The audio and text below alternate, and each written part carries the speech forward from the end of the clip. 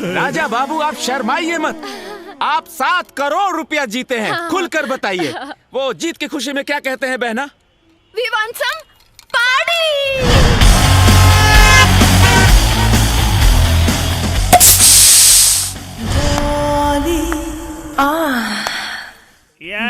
खोने के बाद अरे राजा तू तो करोड़पति बन गया।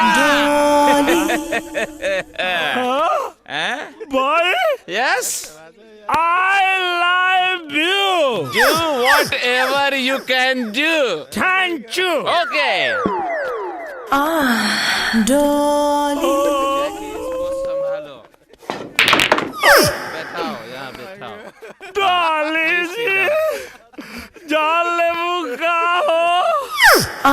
हम चाहत नहीं की जान की हमरे सिवा कोई बेईमानी तोर पावर हाउस छूले तो देख के दिलवा डाली जी लव यू बोले। यू सपट शापट या दोस्त बना का बोला तारा? आप राजा बाबू बनले मतलब हम करोड़पति बने हैं। ओके बुझला? ओके। अब एक मिनट फोन आवा था। हाँ। तनी चुप रहा। ओके। हाँ। कौन है बे? बाबूजी।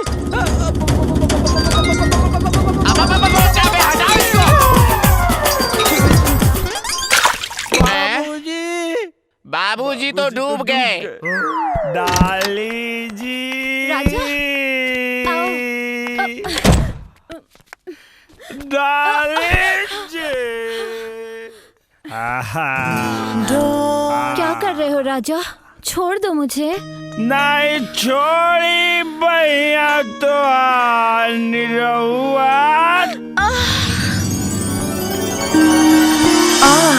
सटल रही। राजा, जिस आग में तुम मुझे जलाना चाहते हो वो हमारे दामन को दागदार बना देगा। अरे भैया मैं कसी के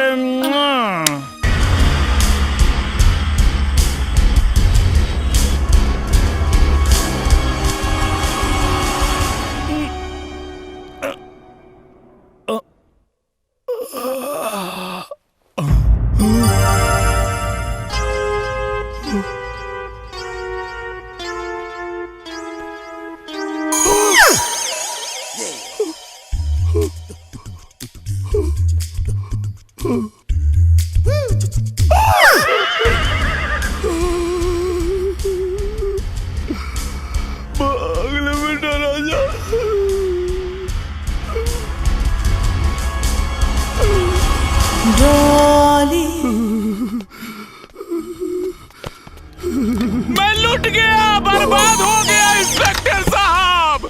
ये बलात्कारी राजा हमारी बहन की जिंदगी को नर्क बना दिया इंस्पेक्टर साहब। इसको ऐसा दफा लगाइए इस बलात्कारी राजा पर कि इसका जिंदगी भी बर्बाद हो जाए। You are under arrest, mister Rajkumar उर्फ राजा बाबू। आप हमार विश्वास करी, हम जानबूझ के कुछ नहीं की कहले। अरे यार गोदन तू इंस्पेक्टर साहब के समझाओ ना कि हम बलात्कारी नहीं किए यार। हर बलात्कारी बलात्कार करने के बाद यही बोलता है। हाँ। हम कुछ नहीं की कहले। तो क्या ये सब तुम्हारे भूत ने किया है? कानून में बलात्कार करने की सजा जानते हो?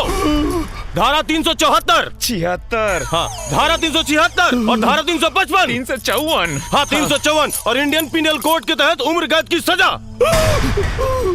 और सुनिए, हमने चैनल वालों को बुलाया है, अखबार वालों को भी बुलाया है। कल अखबार की सुर्खियों में छप जाएगा कि मैं बनूंगा करोड़पति का राजा, मेरी बहन का बलात्कारी निकला। इंस्पेक्टर साहब एगो विनती करी, कोई बीच के रास्ता ले दे के ना निकल सकेला। इंस्पेक्टर साहब हमके बचा ले। बचने का सिर्फ एक ही रास्ता है। मेरी बहन डॉली से शादी करनी होगी। हाँ। एक मिनट तनी उठा एक मिनट अब तनी साइड में। हमें लगा तो फंस जाएगी। देखा राजा, अभी दलदल से बचे के एक ही उपाय है। ज्यादा ओवर एक्टिंग मत किया कर यार, सिर्फ एक्टिंग का पैसा मिलेगा, ओवर एक्टिंग का नहीं मिलेगा। तन के खड़ा रहे। हाँ। अब तो शादी कर ला। ई का बात करता रे। सही कहा तानी भाई। देखा जितना बड़ पैसा वाला होखेलन उन्हन के एगो ना दू बीबी होली, दू और अब तू 7 करोड़ के मालिक हो गई बाड़ा। हाँ, करत रहा दोनों के मेंटेन, एक तरफ घर वाली एक तरफ बाहर वाली, घर वाली बाहर वाली, बुझला? मतलब एगो गाँव है, एगो मुंबई। तो हम हाँ कह दी। कौन? राजा बाबू शादी खातिर तैयार बाड़न। हाँ तैयार? हाँ हो गईलन। बहना, राजा शादी के लिए तैयार है बहना।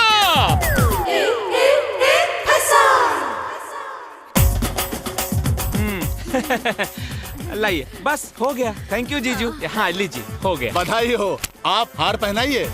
हाँ हाँ हाँ, वन सेक ओके। हाँ डॉली। नमस्कार, हम बात कर रहे हैं राजकुमार उर्फ राजा बाबू के गांव से, जो कि हाल फिलहाल में मैं बनूंगा करोड़पति के 7 करोड़ के विजेता बने हैं और उस वजह से चर्चा में आए हैं। उनके गांव वाले जोर शोर से उनके स्वागत की तैयारियां कर रहे हैं। जैसा कि आप देख रहे हैं, लोग उनके खुशी में नाच रहे हैं, गा रहे हैं, मस्ती कर रहे हैं। तो आइए हम लगातार इस खबर में बने हुए हैं कैमरामैन अजय यादव के साथ लकी तोमर आजकल।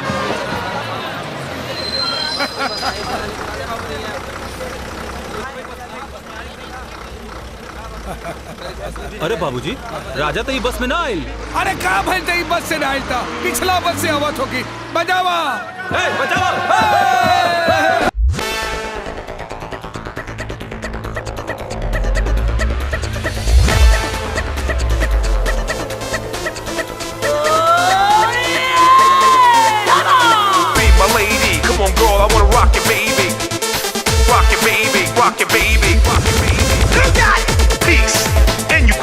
Let's need it. Inequality. Let's need it.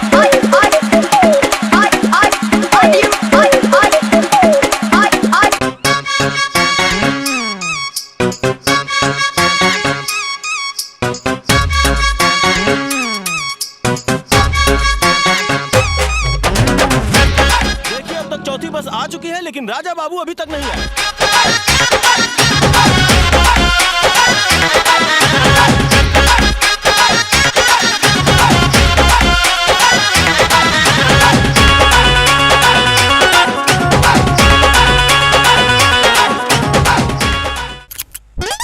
Raja Babu का इंतजार करते करते सभी लोग थक गए हैं। एक लास्ट बस आने वाली है, लेकिन पता नहीं उसमें भी राजा बाबू आएंगे कि नहीं। वो देखिए, वो बस आ रही है। अरे बजाओ। आप देख रहे हैं कि गांव के सभी लोग उम्मीद लगा के बैठे हैं कि इस बस में राजा बाबू जरूर होंगे।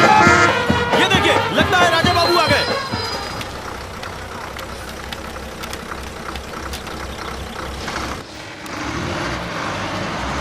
बाबूजी, राजा तो ना आई। सर, आखिरी बस निकल गई और इसमें भी राजा बाबू नहीं आए। आपको कैसा लग रहा है सर? सर, क्या इसमें कोई साजिश है? क्या कहेंगे आप?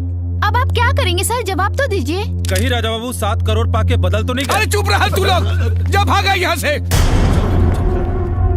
शाम हो गई, अभी तक तो राजा ना आयल। अरे है तो हवा सोचत बानी क्यों ससुरा कहा बा।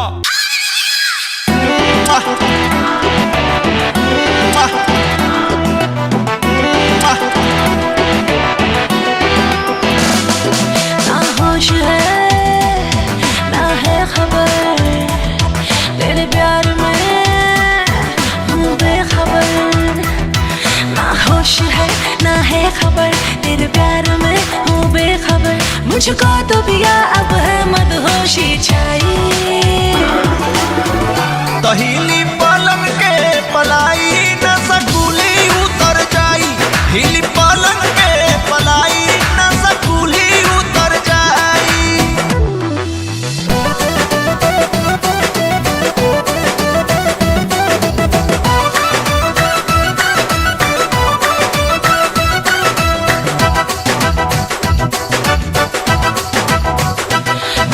जब से हुआ है तेरे नैनों से ढीले, अजब सा मजा है यारा, अजब सी है फीलिंग।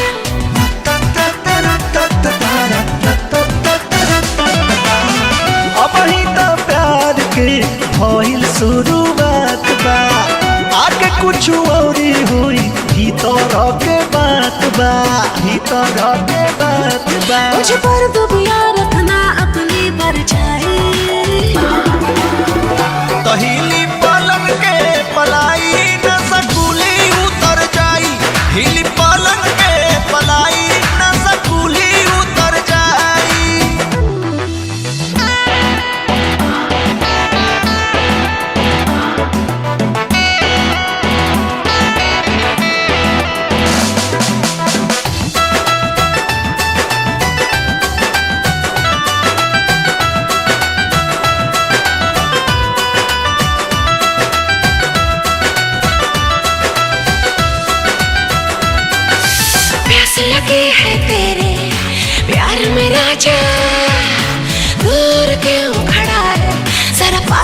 राजा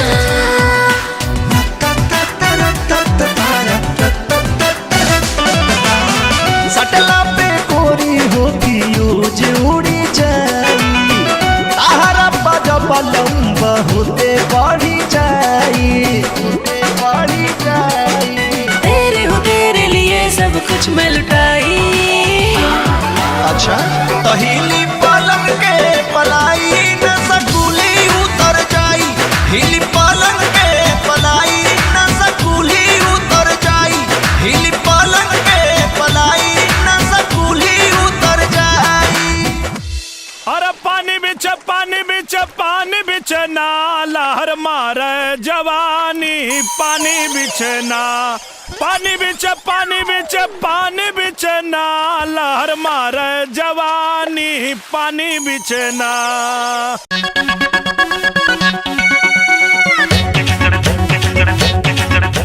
डोली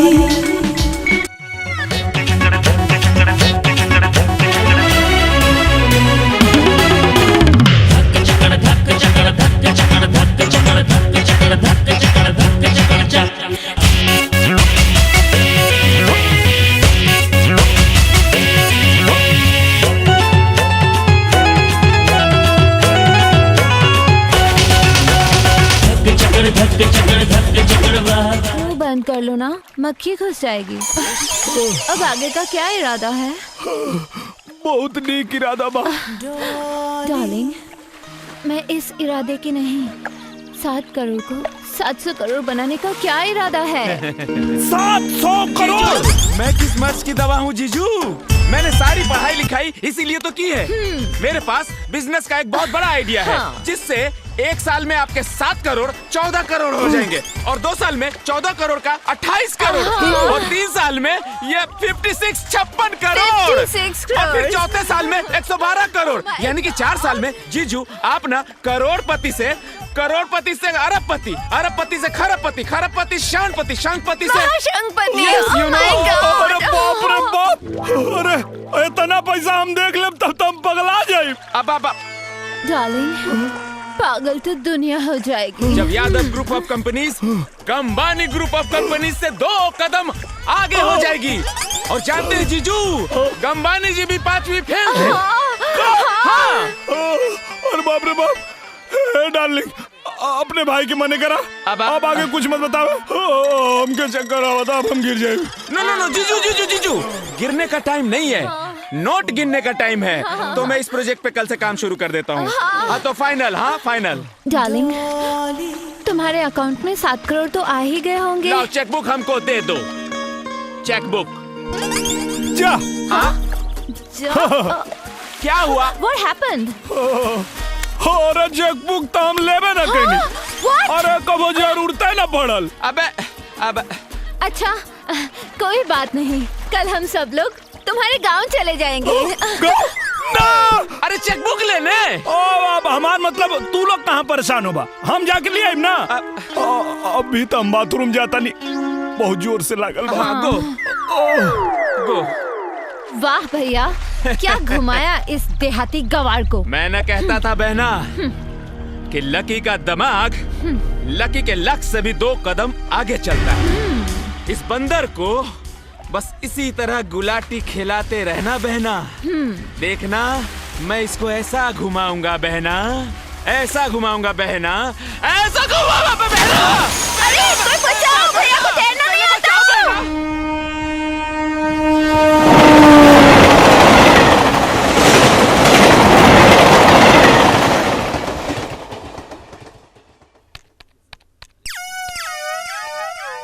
हमारा हिसाब से 2 करोड़ 16 लाख 30 हजार सरकारी खाता में चल गई। चल गए?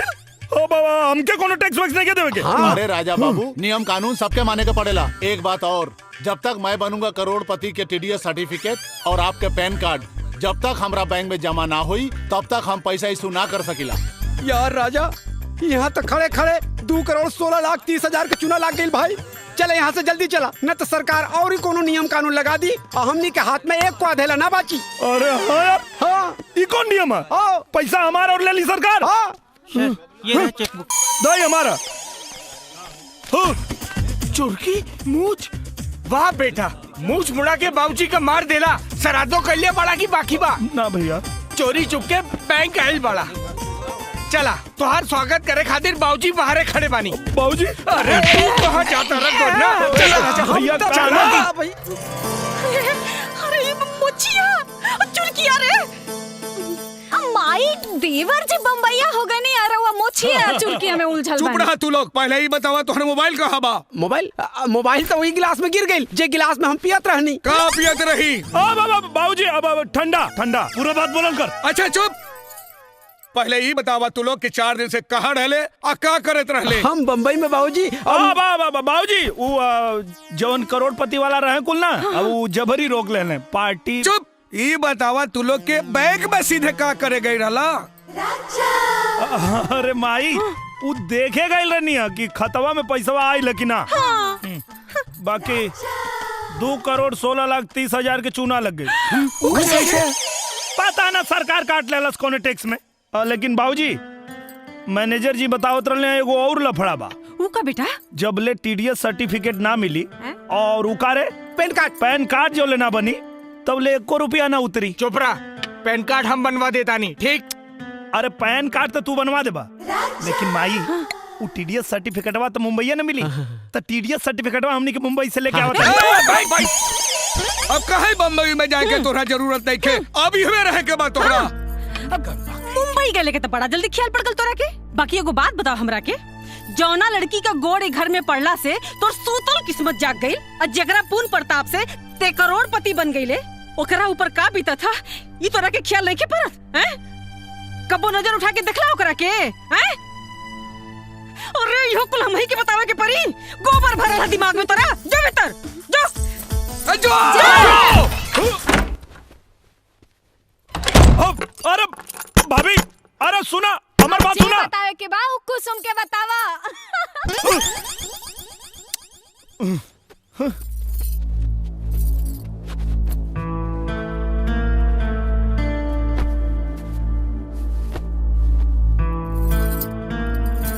अरे ई का करता? आप थक गए हो खब, पैर दबा देता। देखा कर कोनो जरूरत नहीं है। जरूरत कैसे नहीं खे जी? पति के सेवा कैल एगो पत्नी के धर्म हो खेला। देखा, हमरा से दूर रहिया और हमरा करीब आवे के कोशिश मत करिया। हमरा से दूर रहिया और हमरा करीब आवे के कोशिश मत करिया। हमरा से दूर रहिया और हमरा करीब आवे के कोशिश मत करिया। पहले हमार बियाह होई ओकरे बाद तो। राजा 7 करोड़। रुक पागल।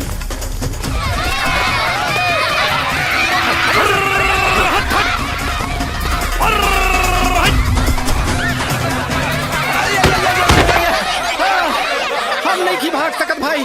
भाग, देखा तानी कितना भाग।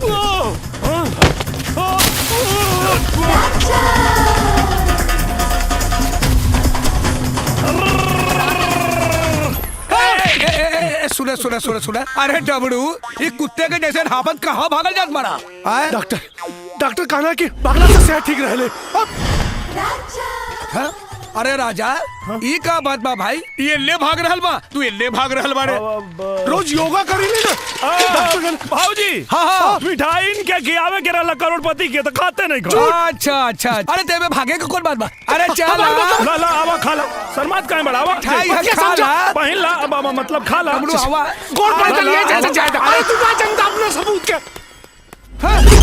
आवता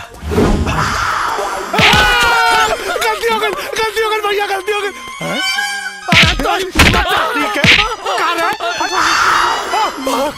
ये राजा जल्दी आवा, हमें डबरुआ के पकड़ कर रखनी है। जल्दी आवा राजा। राजा छोड़ दे मत। आजा। अबे रुक।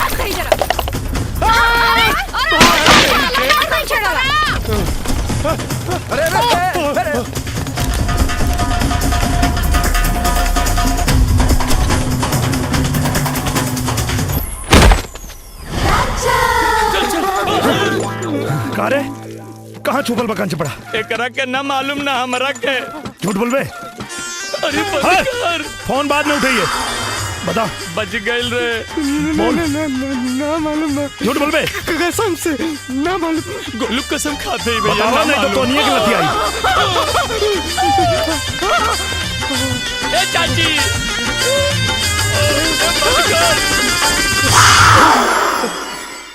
नागिन नागिन।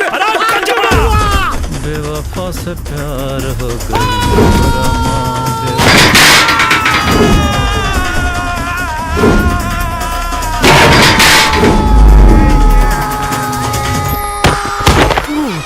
बच गई नहीं भाग कहाँ भाग में?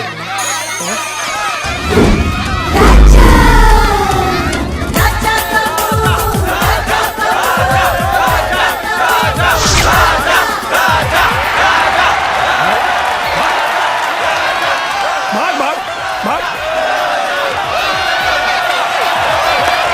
अरे साधु वो बारो ना जीत पाई। डमरुआ खातिर तालियां।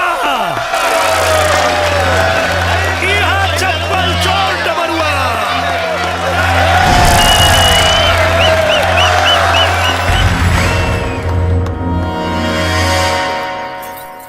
कुसुम, देवर जी तुझसे कुछ काला हन का? ये बात के तो दुख बा दीदी, वो हमसे कुछ कहबे ना करेले। अच्छा अब समझ में आई। पागल कहीं का। देखा देवर जी नया सोच के नया जमाने के हवन। आ तू उनका सामने ऐसे 5 मीटर का साड़ी लपेट के रहबू तो कैसे कुछ कही है?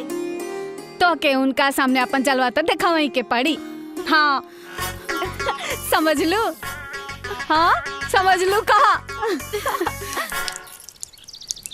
अबे गोदना, आज डाली के बहुत याद आवता यार। अबे धीरा बोला, अगर कहीं बाबूजी के बात के भनक लग गई तो तहार खटिया खड़ी अब बिस्तर गोल हो जाई। अबे चुप कर, जब बोली तब कुछ उल्टे बोली।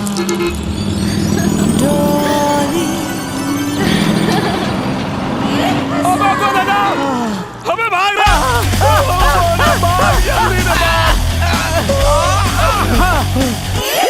लेकिन हमने भागत काहे बानी? अरे भाई डॉली वहाँ आ गई यार। डॉली देखो भाई मजाक मत कर यार। अरे यार मजाक नहीं की करो, जोन बस गई है ना। हो मैं अब अपना आँख से निकली। अरे गजब हो गई। अब का हो यार। हे भगवान। ए गोदन, तू कहत रहे ना कि तोर माई बाप 4 धाम के यात्रा पे गइल बाड़े। हाँ, त काहे? अपना घर के चाबी निकाल। चाबी? अबे यार चाबी निकाल जल्दी। ओ शॉर्टकट मार के जल्दी बस स्टैंड पे जो। Bus stand? और डाली केहू से कुछ पूछो ओकरा पहले ओके लेके हमरा घर या नहीं तोरा घर यानी हमरा घर जल्दी लेके। घर तो हर घर तो हमरा तो कुछ नहीं के समझ में आता भाई। चाबी दे जल्दी जो। हाँ ठीक है जल्दी लेके आओ।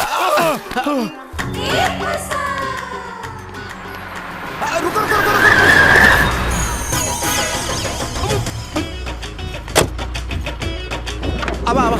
अब जल्दी आवा। ये हमार घर, अब मतलब राजा के घर। चलो दरवाजा बंद कर दे भैया। आवा लो। क्या जी तुम तो अपने वाइफ को भूल ही गए हो। जीजू पहले दिया आशा, बाद में दिया झांसा। अरे ना ना ऐसा कोनो बात ना। गुदना से पूछा, अजय याद करता नहीं है ना। तो फिर मुंबई क्यों नहीं आए? देखो तुम्हारी याद में मैं आधी हो गई हूँ।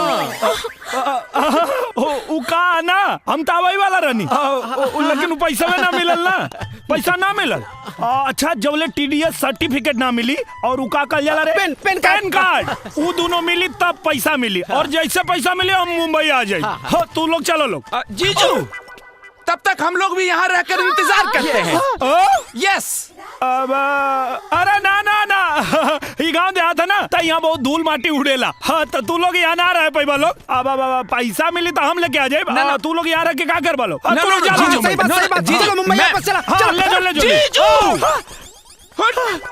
जब आप यहाँ रह सकते हो जीजू, तब हमारी बहना क्यों नहीं रह सकती है? और जब हमारी बहना रह सकती है तो ये लकी क्यों नहीं रह सकता? जब लकी रह सकता है तो ये जैकी क्यों नहीं रह सकता? बेडरूम कहाँ है? बेडरूम अब लोग अब या उन्हें तो बाथरूम बा बेडरूम तो ही ने हा डार्लिंग, तुम मेरे आने की खुशी में इतने पागल हो गए हो कि तुम्हें ये भी याद नहीं कि बाथरूम कहाँ है, बेडरूम कहाँ है। बहुत ज्यादा खुशी हो रहा है। आई भाभी जी, हम बाथरूम बेडरूम दिखा दें। दिखा दे। डार्लिंग, मुझे बहुत जोर की भूख लगी है, कुछ बनाओ ना। कुछ बनाओ ना। भाभी जी आओ ना। आओ। जीजू, बहना को ना पालक पनीर बहुत पसंद है। अभी भक्त तो पालक के। थैंक यू जीजू। पालक पनीर पसंद। आज मुसीबत के याद के लिए आज आ गए। हे भगवान। दुल्हन, तू खाना काहे नहीं खैलुआ पहले? माई अरे घुमंतुआ के चक्कर में ते अपन खून काहे जरा उतरी बिटिया? सवेरे से सांच हो गई, ओकर कहीं पता चला हैं? अरे का भाई? का बताई कि का भाई? हम तो ओकरा से परेशान हो गल बानी जी। ई लड़की सवेरे से अन्न का दाना नहीं डलले मुंह में, हैं? बाकी वो बहया के शरीर में न तो डर बा न तो लाज बा। अरे जब से निकम्मा गोधरा के चक्कर में पड़ल बा, तब से ये दिन पे दिन बिगड़ते जा रहल बा। देखत बाड़ी ससुर के नाती के कि कहवा बा, आज ओकर छठी के दूध याद करा दे। हाँ। डार्लिंग, जल्दी बनाओ, बहुत भूख लगी है। हाँ बन गई, ले आओ तन। राजा बाबूजी बहुत गुस्सा में बानी। बाबूजी यहाँ आवतरन तू जल्दी भाग, ना तो सब कौन खुल जाए। अरे वहाँ कहाँ जाता? बाबूजी होने से आवतरन, तू ना जा। ए भाई, सब संभाल लिए। हाँ हम संभाल ले। अरे बाप रे। हे भगवान, ये दोस्ती के चक्कर में वो का करे पड़ी। चलो तरकारी बना दी।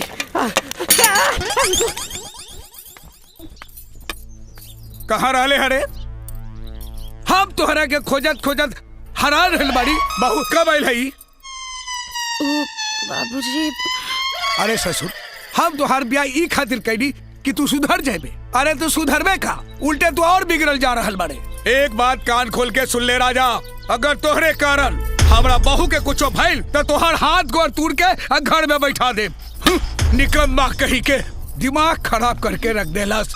अरे रमेश के भाई बिना मतलब डांटत रहे। पाँव लगी भौजी। ओ अरे आलू पालक की सब्जी, ई सब्जी तो राजा के बहुत पसंद बा। और लाई ना लेके आई। हाँ सब्जी लाई ना। ली आवा ना, इहो खा ले। हाँ ले आवा। करे तू यहाँ आके खाना खा रहा बाड़ा। हाँ वहाँ मुंबई वाली भौजी पूरे गांव में खरमंडल नांदे जात रहली है। हाँ हम उनका के बड़ मुश्किल से मना के अब बाहर से दरवाजा में कुंडी लगा के आईनी है। तू जल्दी करा, नहीं तो सगरो खेला गड़बड़ हो जाए। ए भाई तनी जो न जाके संभाल भाई जो। हम कुछ ना कर सके नहीं, समझ ला। तू जाना तोहार काम जाने। हाँ हमरा के ऐसा लगा था कि तुम्हारी डबल ड्यूटी के चक्कर में एक दिन हमारी टट्टी निकल जाए। जल्दी आओ। सुनना गोदन। अब अभी ना खैले ही चल गिल देखा।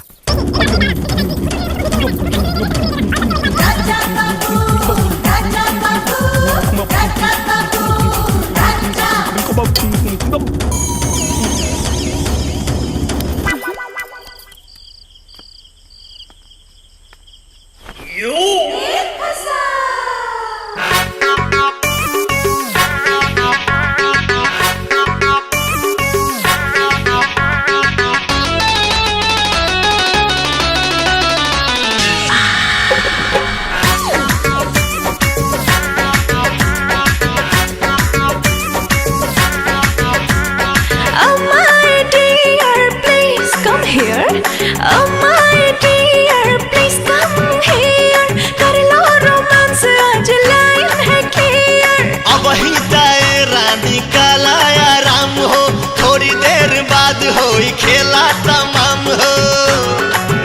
देखो बॉडी से बॉडी के मिल हो गए। खेल हो गई, कवन खेल हो गई।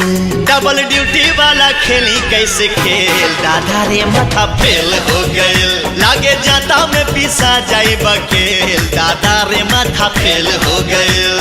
आज हमारे राजा लड़ाला नजरिया, आके समझा तू दिल के भीतरिया। रानी मनवा में धीर तनी धारा, बात माना कुछ देर सबर तू करा। अरे दहिया से दहिया के मेल हो गए। खेल हो गई, कवन खेल हो गई। डबल ड्यूटी वाला खेली कैसे खेल दादा रे माथा फेल हो गइल लागे जाता में पिसा जाई बकेल दादा रे माथा फेल हो गइल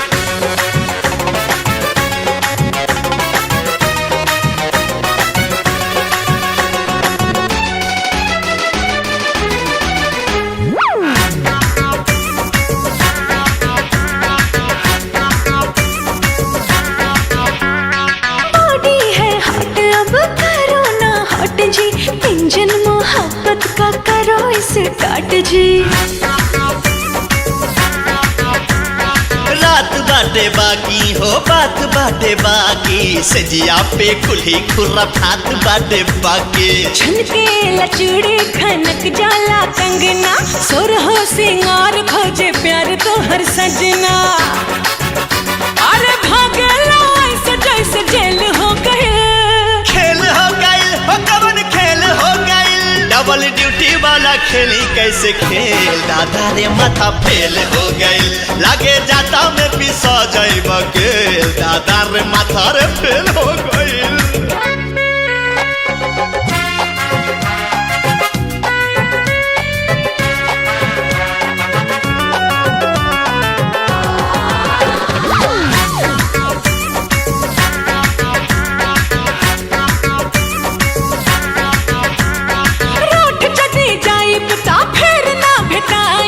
कितनो बोलई बाना कहिया में आईब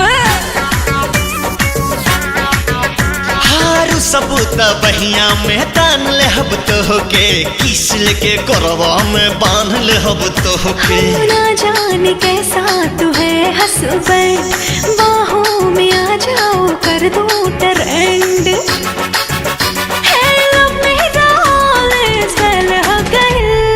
खेल हो गई कवन खेल हो गई डबल ड्यूटी वाला खेली कैसे खेल दादा रे माथा फेल हो गइल लागे जाता में पिसा जाई बकेल दादा रे माथा फेल हो गइल और 900 गुंडा मर गइल झुलनिया दर्दबा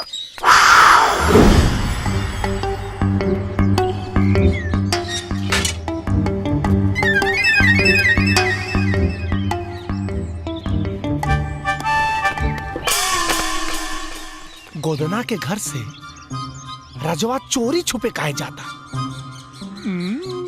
कुछ तो लफड़ा 80, 81, 82, 83, 84, 85, 86, 87, 88, 89, 90, 91, 92, 93 गोधन तो अपने घर पे होगा तो ठीक है लेकिन तू लोग के बड़ा ऐसु का पंखी लगा I am lucky and he is my friend Jackie. Yes.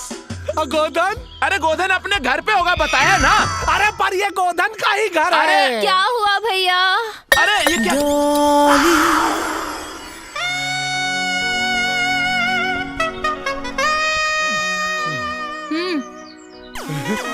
क्या हुआ रहुआ के मैं राजा की पत्नी हूँ रहुआ राजा की बीबी है तू क्या ए दुल्हन जी माँ जी बड़की दुल्हन से कह दा कि तरकारी लेके आवे हम काट देता नहीं ए घुघरू जी मालिक रमेश के भाई हाँ हम तनी खेते में जात बनी अच्छा जी आइए यह राउर ससुराल अरे सोचत का बानी अपना घर बा आई ना राउर रिश्तेदारन से मिलवा दिया मैं अरे इला चचा यही बाड़े ये बाड़े श्रद्धेय सम्माननीय राउर ससुर जी ए भाई साहब इनसे मिली आदरणीय जेठ जी अरे मातो जी बानी का आइला ये राउर श्रद्धेय सासू माँ अरे भौजियो खड़ा बनी भौजावन तरकारी लेके खड़ा है राउर जेठान है दुल्हन कहाँ बनी हो अबला सबसे खास रिश्तेदार राउर सौतन कुसुम देवी कुसुमा देवी, कुसुमा देवी, कुसुमा देवी। अरे रुका रुका रुका, ला इनकर परिचय तो हम आप लोगों से करवाइबे ना कहीं दी। तो सुनी, ई है राजा बाबू के पत्नी डॉली देवी, मुंबई वाली।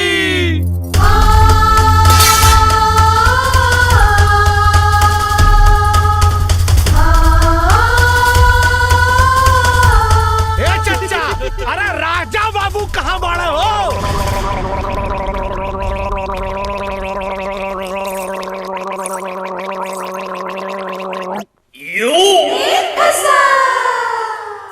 पक राजा बाबू रख ले दुगो मेहरारू, मुंबई में शादी कैला सारू तू पी के दारू। पक राजा बाबू रख ला दुगो मेहरारू, मुंबई में शादी कैला ले अब समार कमीना।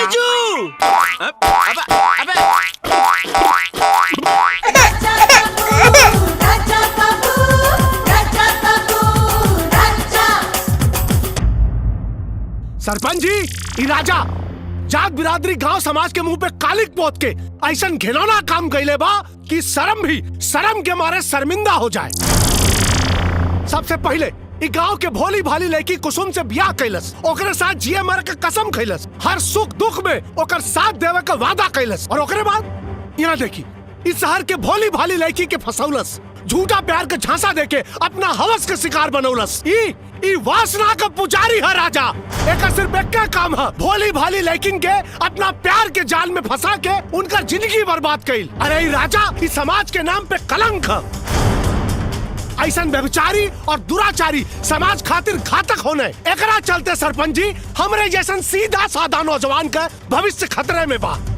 आप लोगन से विनती बा महाराज कि ये राजा के सिर्फ जात बिरादरी से ना, गांव समाज से मुंह करिया कह कहकर निकाल दे जाओ। ये सब झूठ हो, ये सब झूठ है सरपंच जी। ये हमरा बेटा के फंसावे के साजिश हो। दीनदयाल जी, पंचायत के काम में दखल अंदाजी मत करी। का सही हो का गलत हो, एकर फैसला पंचायत करी। डॉली, तोहार राजा से का संबंध हो? राजा मेरी बहना का पति है। तू चुप रहा। ये पंचायत हो, सवाल जकरा से कल जला जवाब भी वह देला। डॉली, जवाब द। मैं राजा की पत्नी हूँ। एकर का सबूत हो कि तू राजा के पत्नी हो? चेक लगी। ये है सबूत।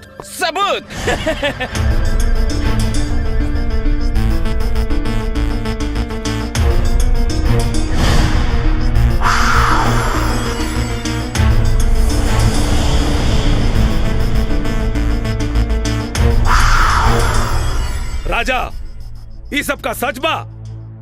हाँ, डाली हमार पत्नी बाड़ी।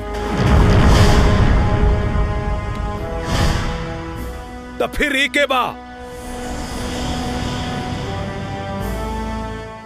इनका से हमार बिया भइल बा, लेकिन हमरा मर्जी के खिलाफ भइल बा।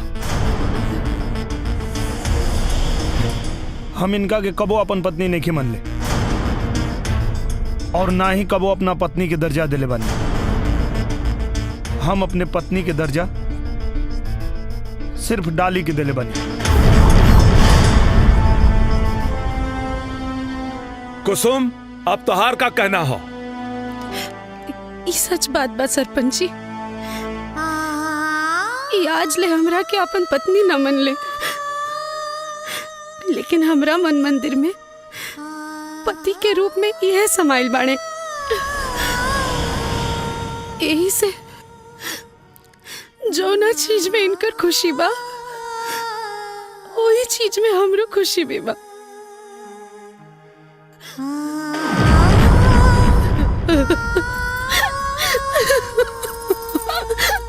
डॉली, अब तू क्या चाहता रू? मैं राजा को हमेशा के लिए अपने साथ लेके जाना चाहती हूँ।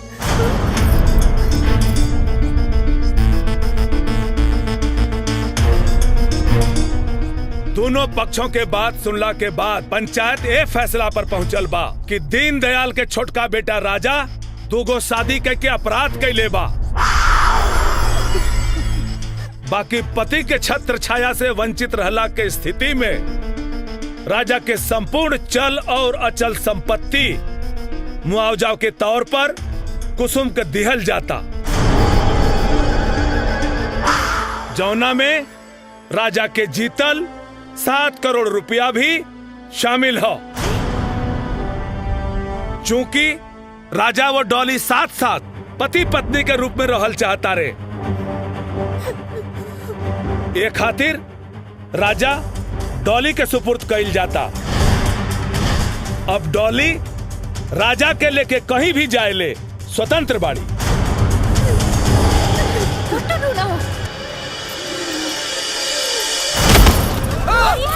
भाई रमेश का भाई, रमेश का भाई, जल्दी हो, जल्दी भाई रघुआ लोग रुकी रुकी। प्रधान जी देखी। बहना सुनो तो सही। भैया ये तो सारा पाशा ही उल्टा पड़ गया। सारी दौलत ले गई वो देहाती कुसुम और मेरे हिस्से में आया मिट्टी का ढेर जाहिल गंवार राजा। अब उसका क्या मैं अचार डालूं? बहना, राजा साहिल गंवार जरूर है पर वो मिट्टी का ढेर नहीं है। अरे वो तो हमारे लिए बेरर चेक है बहना, बेरर चेक। एक बार अकाउंट में अमाउंट शिफ्ट होने की देरी है, फिर देखना उसे हाथों हाथ में जाकर कैश कर लूंगा। नहीं भैया, मैं अभी जा रही हूँ और कह रही हूँ कि कुसुम को राजा दे दो और मुझे पैसे। बहना अरे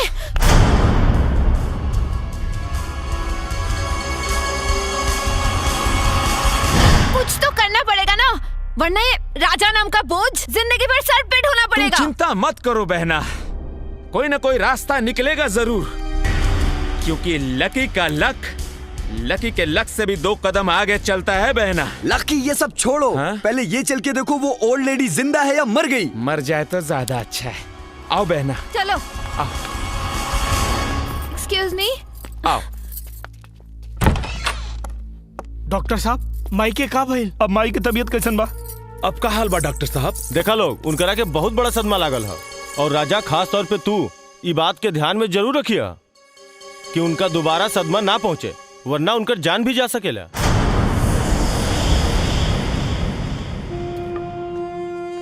सरपंच जी, हम पंचायत के फैसला के सम्मान करत बानी, बाकी हमरा पंच लोगन से एगो विनती बा, जबले राजा के माई पूरी तरह से ठीक ना हो जाए तबले राजा के रोक ली, न तो बेटा के दूर जाए के गम में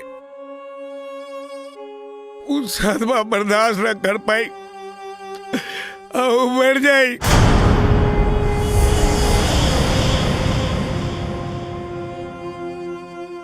दीनदयाल जी, सब पंचन के ई राय है कि जबले राजा के माई पूरी तरह ठीक नहीं हो जात तब तक राजा के एजे रहे के पड़ी। लेकिन हम बहना, पर तब तक मैं कहाँ रहूंगी? इहो कोनो पूछे वाली बात है? अरे जहाँ राजा रही है वहाँ तू रह सकेलो।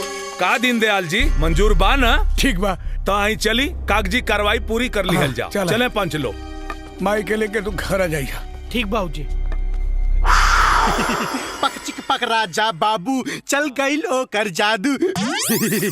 जे भइल से भइल, अब गुस्सा थूक दी और ये पीठ ठंडा। एक बात बताओ, अगर ते हमारा जगह रहते तो क्या करते?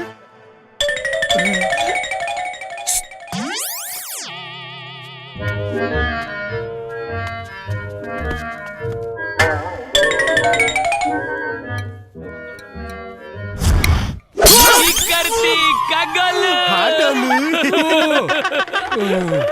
अरे कारे हमारे कपार फोड़ देते कारे।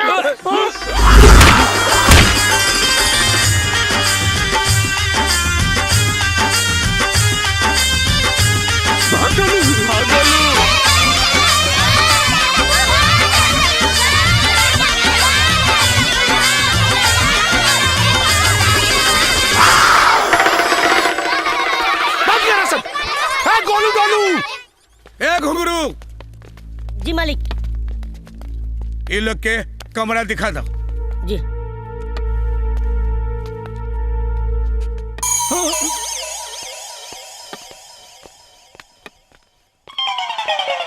डॉली। अबे सुना नहीं, मालिक ने कहा 2 कमरा दिखाने के लिए। हाँ कहले तो हूँ मैं। तो सोच क्या रहा है बे? मालिक करवा लो के वास्ते ये दोनों कमरा दिखाओ कहले। हाँ बाकी हम सोचता नहीं रवा लोग के वास्ते दोनों कमरा ठीक ना होई। अच्छा। और रवा लोग के तो बड़का बड़का होटल में रहे करत होई ना।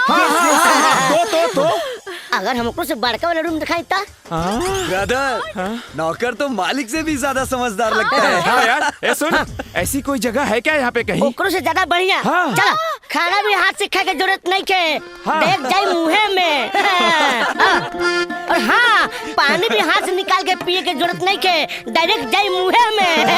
और इतने ना, हवाओं मुताऊ खाती कहीं जाए के जरूरत नहीं के, उहे हवा उहे मुता।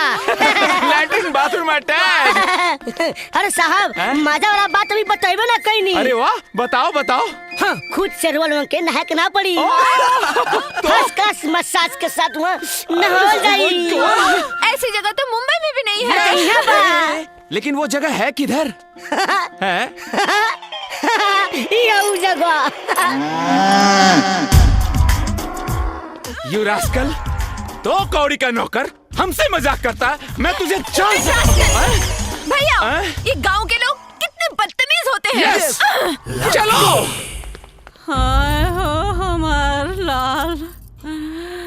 तो के छोड़ के कहीं न जाए भाई, हम कहीं न जाए, बस तू जल्दी से ठीक हो जा, तू चिंता मत करा, हम कहीं न जाए। राजा भैया, उजन सामान गोधन गड़े पड़ल बा, तो केवलो मंगवले हलो।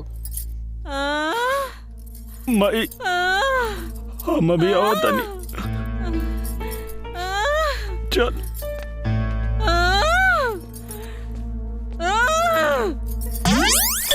माई, देखा लोगन? देखा नहीं ना? वो चकचनहरी की एक बुलावा पर 2 मिलावट पहुंच गल। जुआड़ कहीं के। अरे बिटिया, बिटिया रोवा जिन। अरे तू का बचता रू, हम बीमार बनी। अरे ना रे पागल, हम एकदम ठीक बनी। देख, हमरा के कुछ नहीं के भइल। जिन रोवा बिटिया, ना रोए के, हैं? हमरा कुछ नहीं के भइल। ऊ का बचतिया, उहे गो नौटंकी बाज बिया। अब ओकर असली पाला पड़ल बा नौटंकी बाज से।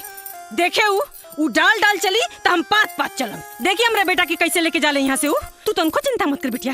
हाँ, बिटिया, जब वो यहाँ कुछ दिन रही ना, हमार बेटा राजा, तो ओकरा खुदे समझ में आ जाए कि का सही है और का गलत। समझाई ना करा कीजिए। अरे तू चिंता जिन कर बेटी, हमरा राजा के हमली से वो छीन ना पाई। वो जो ना वक्त के इंतजार कर रहल बानी ना, उहे वक्त के इंतजार हमहू कर रहल बानी। इंतजार इंतजार, आखिर कब तक? मैं इस घटिया कमरे में नहीं रह सकती। बहना, जब तक पैन कार्ड और टीडीएस सर्टिफिकेट नहीं आ जाता, तब तक हमें यही रहना पड़ेगा बहना। अकाउंट में एक बार अमाउंट शिफ्ट हो जाए बहना, फिर देखना, हम उनसे सौदा करेंगे और कहेंगे राजा बाबू लो और पैसे हमें दे दो। फिर देखना बहना, जिंदगी भर ऐश करोगी बहना, ऐश ही ऐश। डोली खूब बल लगा के पड़ जा। हेलो जीजू। हेलो। ए घुघरू, एगो बोरा बिछा दा। बहू जी बाबूजी, ई कुकरन के भी खाना दे दा। जी। हेलो, आई एम नॉट कुकुर, I am Lucky and he is Jacky. Yes, हमने क्या खास मेहमान के कुकुरे कहा जाला। Okay, Very then nice. I am Lucky कुकुर, ही इज जैकी कुकुर। बैठ कुकुर। Okay, thank you. ओके। हाँ, बहुत जोरों की भूख लगी है, जल्दी से मुझे खाना दो। हमने के यहाँ आदमी का खाना खैला के बाद औरत खाना खाली, सब पहले ना। What rubbish! भूख किसी का इंतजार नहीं करती। ए लड़की, Excuse me, मैं लड़की नहीं, आपकी बहू हूँ। जोर जबरदस्ती रिश्ता जोड़ने की कोशिश मत करा। हाँ। मेहमान बारू तब मेहमान बन के रह।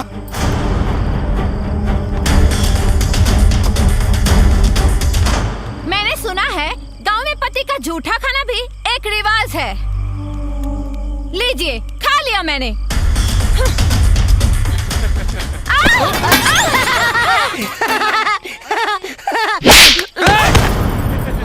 मेहमान बारू देख कर तभी ना कि तू जोर बदतमीजी करबू, वहाँ बर्दाश्त कर ले। ए बहू। जी बाबूजी। कल से ये लोग के खाना ना बनी, ये लोग अपन खाना खुद बनाई और खुद खाई और साथ में ई होकलिए के साथ खाई। निकम्मा कहीं की। हाँ हाँ, बना लेंगे। हाँ। जैकी, चलो, कल से अपना हाथ जगन्नाथ।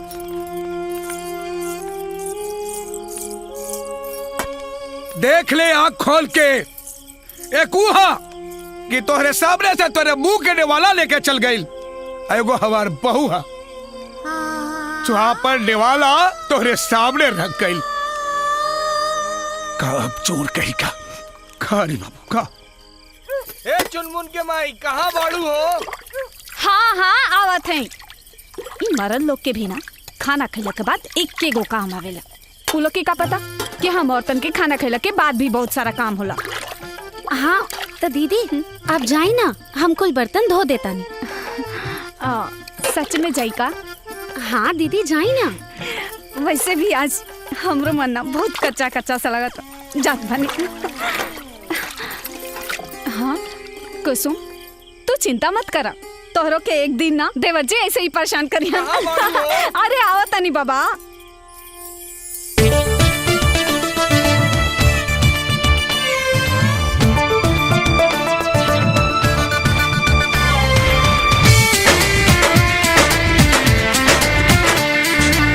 सबके हु खाके सुत गइल वैसा जानवा, छोड़ न कलाई धोले बेहदा बरतनवा।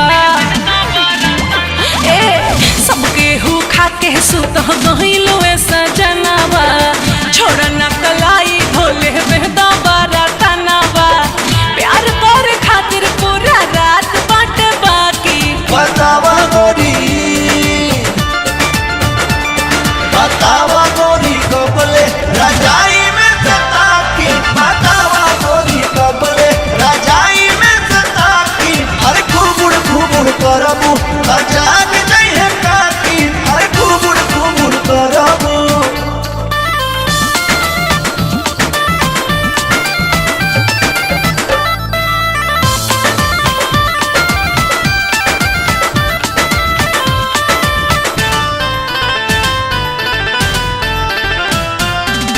नौ बजे के बाद टाइम होला खाली पति के, छोड़ा कुली काम आजा बिना दिया बत्ती के।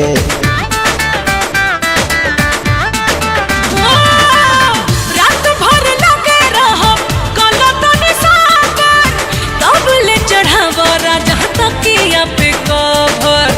चले नहीं दे हम आज तोहरो चाला के। बतावा गोरी, बतावा गोरी कबले रजाई में सता की, बतावा गोरी कबले रजाई में सता की।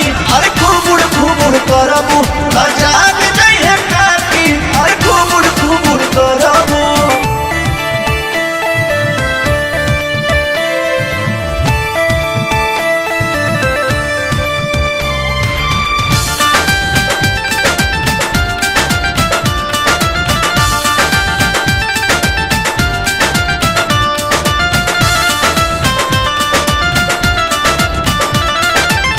छोड़ा कुली काम रानी रहो हमरे पास हो, ताहरा से दूरी नहीं होता बर्दाश्त हो।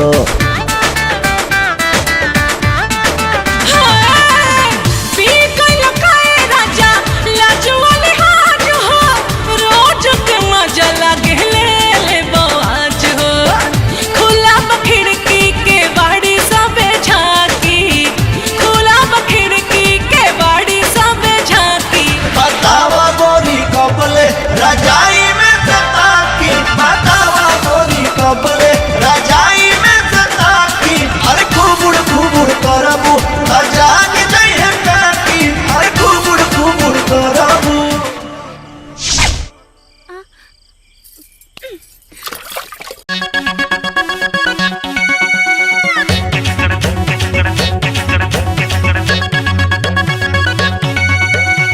दादा ये देखा नहीं की चाची के। अरे बुढ़वा देखी का। राजा राजा आगे नहीं बाबूजी। का बन बाबूजी? ईसा कहाँ रे?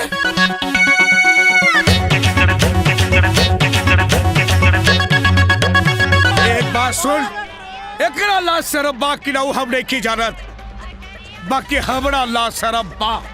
एक बात कान खोल के सुन ले, आज के बाद अगर ऐसा भइल तो फिर सोच लिए। चल रे।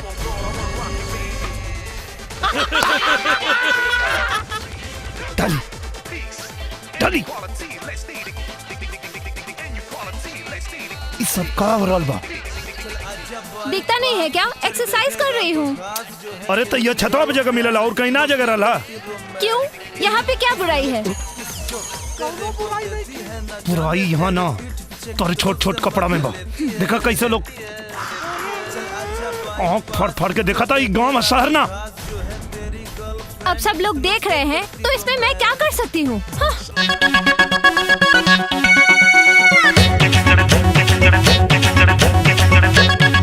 सुना डार्लिंग, अब तो के क्यों घूर घूर के देखी तो हमके अच्छा लगी। चला ना हैं?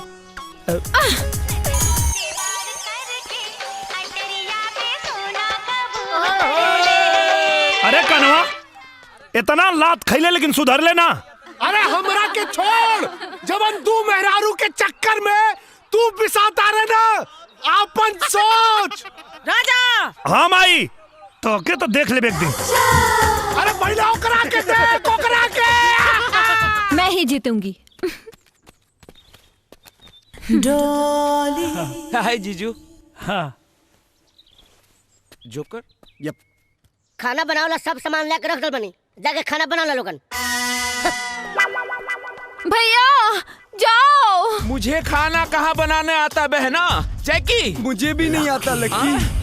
अब राजा तुम्हें तो बहुत अच्छा खाना बनाना आता है। हाँ? जाओ ना प्लीज। हाँ ठीक बा ना, हाँ हम बना देता नहीं। खेला लो।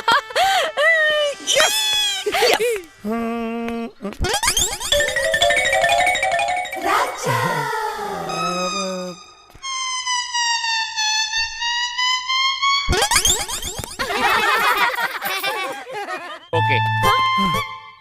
क्या हो गया? अब वो आज एतवार है ना, तो आज हम खाना ना बना सकेला। चुनमुन। जी दादाजी। अब तरी तू जा। ठीक बात दादाजी। हाँ। डॉली आंटी आपको खाना बनाने नहीं आता है ना? नहीं, मुझे खाना बनाना आता है। नहीं आता है? मुझे खाना बनाना आता है। तो फिर जाओ बना के दिखाओ। ठीक है, मैं तुम्हारे लिए और तुम सबके लिए खाना बना के दिखाती हूँ। हाँ?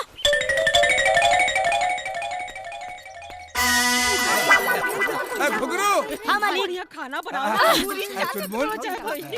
डॉली।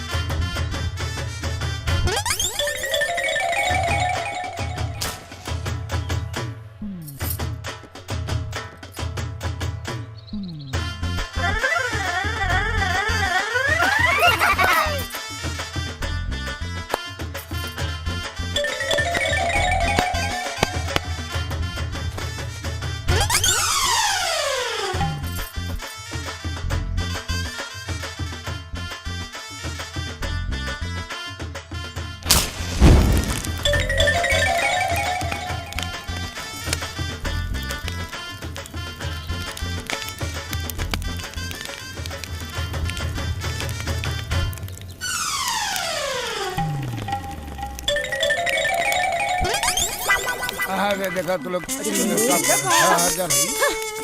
डॉली। अरे चुनमुन, अब तोरे खातिर चॉकलेट लेवे चलब।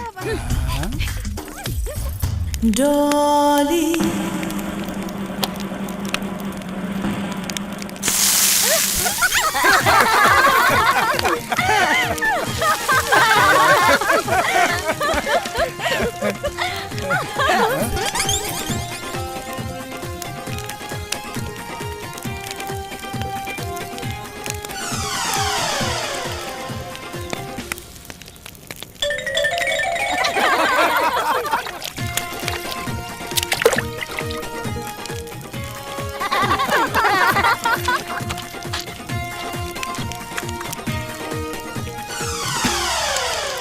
डॉली।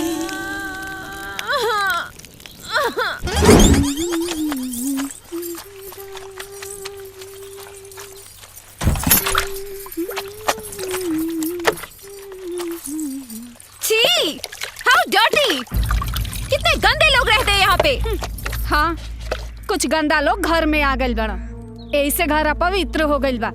त ई भइला कि गोबर से लिप पोत के पवित्र कर लिहल जा। हाँ दीदी, और ये गोबर तो दवाई के भी काम करेला ना। एकर महक से दिमाग के गंदा कीड़ा कुल मर जाला। कितनी घटिया सोच है तुम लोगों की। जानवर का लैट्रिन लेके हाथ से फैला के पूरा गंदा कर रहे हो घर। तुमसे तो बात करने में भी घिन आ रही है, जाहिल कहीं की। बड़ी आई बताने वाली। जा जल्दी से जा। अब तुमके तो हम बतावतानी कि गोबर का चीज होखेला। चुनमुन, जल्दी आवा।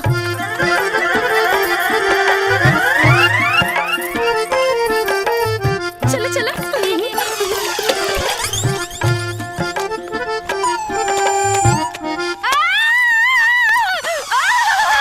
मुझे खुजली हो रही है, मैं क्या करूं? पानी। अरे बहना, क्या हुआ बहना? मुझे खुजली, पुलिस पुलिस बुलाओ, पुलिस बुलाओ। मैं क्या करूं? कॉल नहीं लग रहा। एम्बुलेंस एम्बुलेंस मंगाओ। और क्या हुआ बहना? मुझे खुजली हो अरे रही फायर है। ब्रिगेड को फोन लगाओ यार। तुम्हें मजाक सूझ रहा है। कुसुम, एक खुजली तक गोबर लगावला से जाई ना। हाँ दीदी, लेकिन ई गोबर के छुई है कहाँ?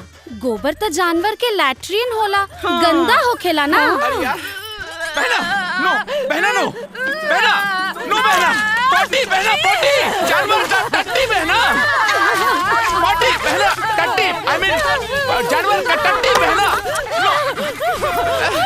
क्या करूं मैं बहना? चुप, अबे चुप। अरे बहना नो, डोंट डू दिस बहना। अरे अबे हट में, अबे बहना, बहना ये रोक लो बहना। सब ठीक है बहना? हाँ।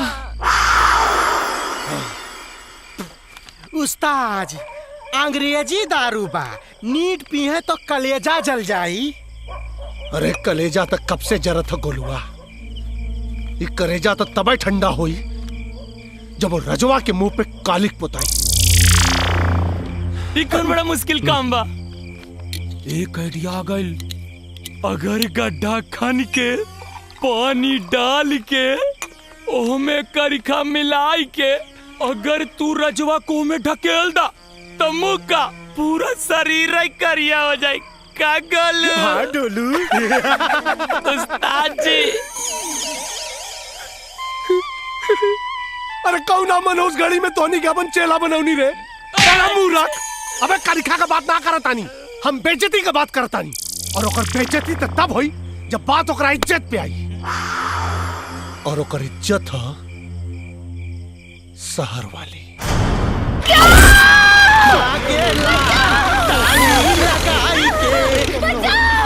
अरे क्यों ना बचाई हो? के बचाई तोरा।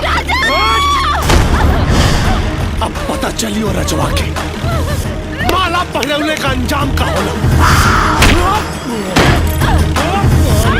अरे कहाँ जाता है टोली बेबी?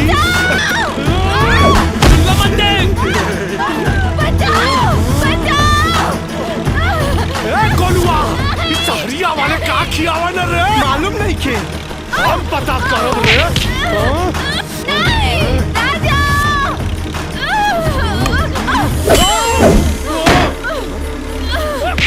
अरे बहुत जानवा हो। प्लीज, मैं तुम्हारे आगे हाथ जोड़ती हूँ। अरे हाथ मत जोड़ा, आ जाओ, आ जाओ। अरे तू तक कहाँ बारू हो? अब तो पूरी रास लीला बाकी हो।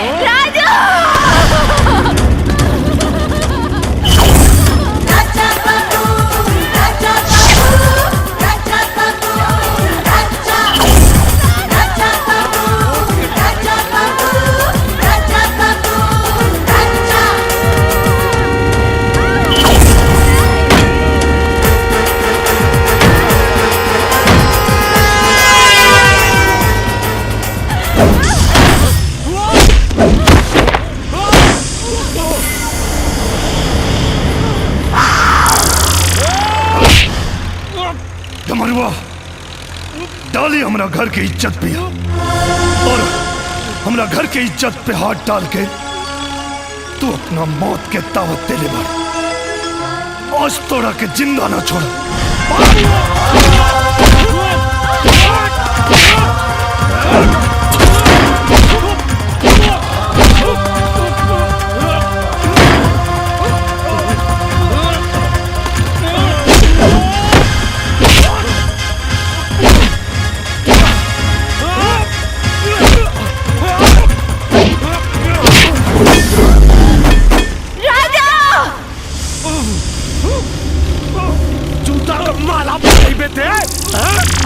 तो शहर वाली का मजा हम ले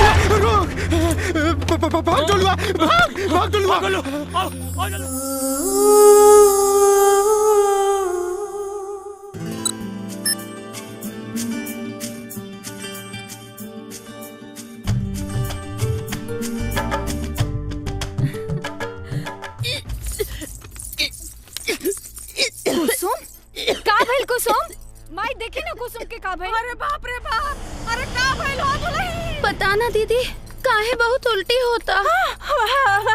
मन तो नहीं ना पितराई लागत। हाँ माई कुछ कुछ वैसे नहीं लागता। कुसुम खटाई खाए का मन तो नहीं ना करा? हाँ दीदी खटाई खाए के तो बहुते मन करता। अरे केने बने जी? अरे सुरत नहीं। अरे मैं दादा बने वाली बारी जी। मतलब के दादी बनने वाला बारू। ए जी सुनी रवाना बड़का बाबूजी। अरे ऐसा कैसे? अरे तुम तो बड़की माई बनिए जाइबू। का भाई तो ना छोट भैया आवेला बा। बधाई हो कुसुम बधाई हो। तू ना माई बने वाला। अरे दौड़े के ना कुसुम। का भेल बेटी? अरे संभल के। समझावे के भगवान। बधाई हो देवर जी रवा बाप बने वाला बानी। बधाई हो छोटकी मालकिन। अरे वो छोटकी माई बने वाला बानी। भाग यहाँ से झूठ बोला तुम सो। अरे सुना हम बताओ तो। अरे सुना हमार बात सुना। अरे हमार बात सुना। अरे हमार बात तो सुना।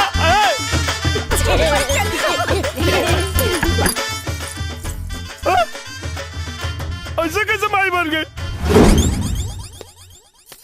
रमेश जी बाबूजी। एने आवा खेत पर मजदूर आवे वाला बा जाके सारा गेहूं कटवा लिया। बाबूजी हमरा के कृषि विभाग के ऑफिस जाए के बा। रहुआ एक काम करी घुंघरुआ के भेज दी। अरे घुंघरुआ बाजार गई बा तो रहुआ चल जाई। अरे हमरा घुटना में इतना दर्द हो रहा बा हम कैसे चल जाई? तब के जाई बाबूजी? अब हम कह जानी के जाई? बाबूजी हम चल जाए का? ठीक बा अगर तोरा जाए के मन बता तू जा सकेला। ठीक बा जाता नहीं। सुना पूरा खेत कटवा के आई हा। एने ओने घूमे मत चल जाई हा। हम चाहता नहीं कृषि विभाग।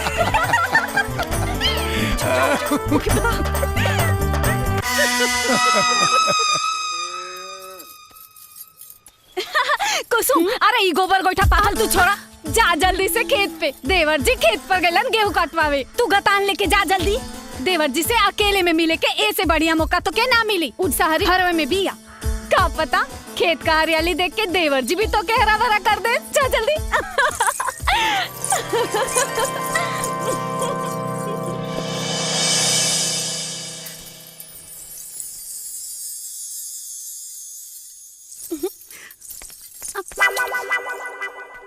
ये तू काल सुन लू सब झूठ रहे। अच्छा ये बतावा, जब आज तक हम कुसुम के छुएबे न कईनी तो वो माई कैसे बन जाई? सुनो ना, आई डोंट बिलीव यू। हम सही कहता नहीं, तोरा के भड़कावे खातिर पूरा घर मिलके नाटक कैले बाने सा। हम सही कहता नहीं, प्लीज हमार विश्वास करो ना प्लीज। माई तरकारी अच्छा बनल बा। यू जाहिल गवार नौटंकी, तू क्या समझती है? तेरे नाटक करने से राजा तेरा हो जाएगा। तुम उल्टी करोगी तो राजा के बच्चे की माँ बन जाओगी। तुम गांव की औरतें होती ऐसी हो, मुंह काला किसी और के साथ करती हो और बच्चे का बाप किसी और को बनाती हो। डोले, तू अपने जुबान पे लगाम दे, वरना क्या कर लोगे? अरे ते खड़ा वहाँ का करता रे? अरे जौना कोक से हम तोरा के जन्म देली, ये सारी बिगड़े वही कोक के गाड़ी देतिया। हम गांव वालन के बच्चन कहतिया रे, और तोरा के कुछ बुझाते नहीं के? चुपचाप खड़ा बड़े, पगला गल बड़े का रे? डाली अपन कहल वापस ला और माई से माफी मांगा। माफी माई फुट।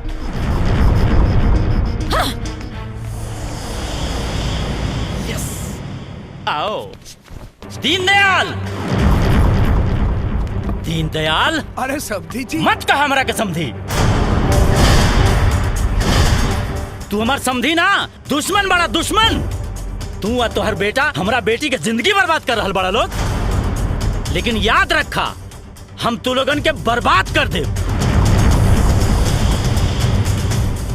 फांसी पर चढ़ा दे पूरा खानदान के। बाबूजी खबरदार,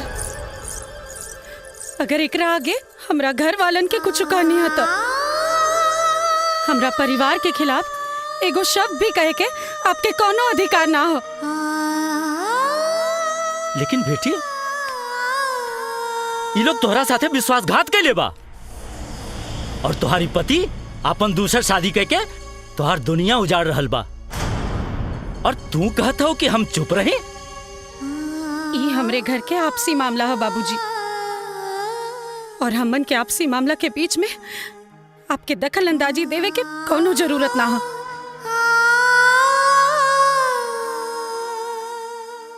बाकी कुसुम बेटी, हम कोनो गैर ना, तो हर बाबूजी हैं। हाँ बाबूजी, आप हमार बाबूजी हैं, लेकिन जे दिन आप हमार कन्यादान कर देनी, वही दिन से हम ये घर के बहू हो गए नहीं बाबूजी।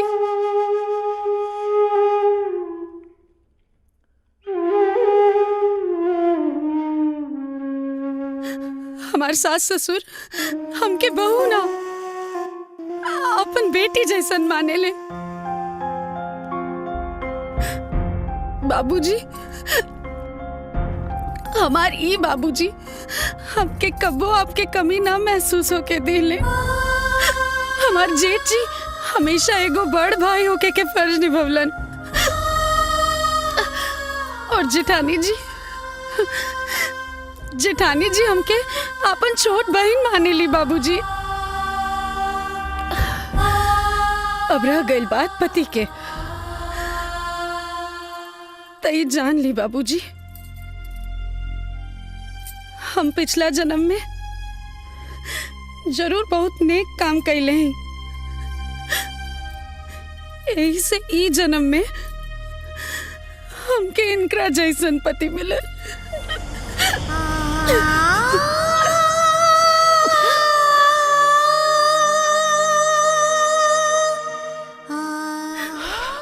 वाह बेटी वाह, तो हर विचार सुन के हमार मन गदगद हो गई। भगवान तोहरा जैसन बेटी हर आदमी के दे।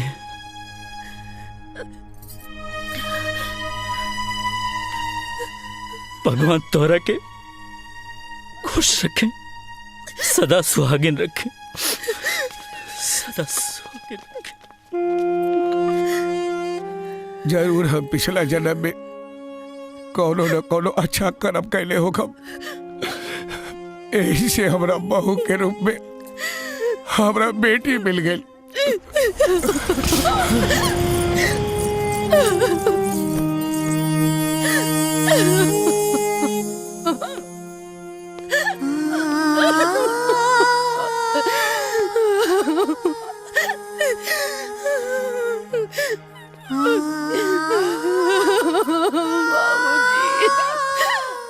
कुसुम,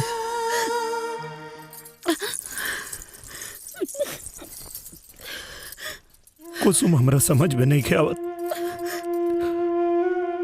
कि हम तोहर शुक्रिया कैसे अदा करी। आप ऐसा काहे सोचतानी? कैसे ना सोची, जौना घर के मान प्रतिष्ठा के रक्षा हमके करे के चाहिए, ओकरा के हम खुदे नीलाम कर देले बानी। और आज तू हमरा घर के प्रतिष्ठा के बचौलू हो। हमरा तो समझे में नहीं आवत कि हम कहाँ जाके मुंह छुपा। ऐसा मत कहीं जी,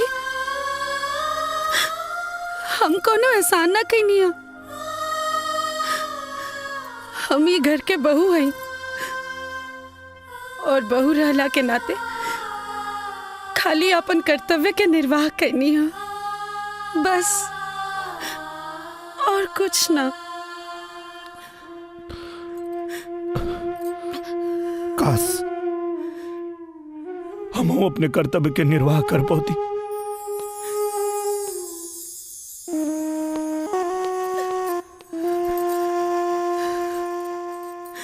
कुसुम, कुसुम, बधाई हो देवरानी जी, बधाई हो।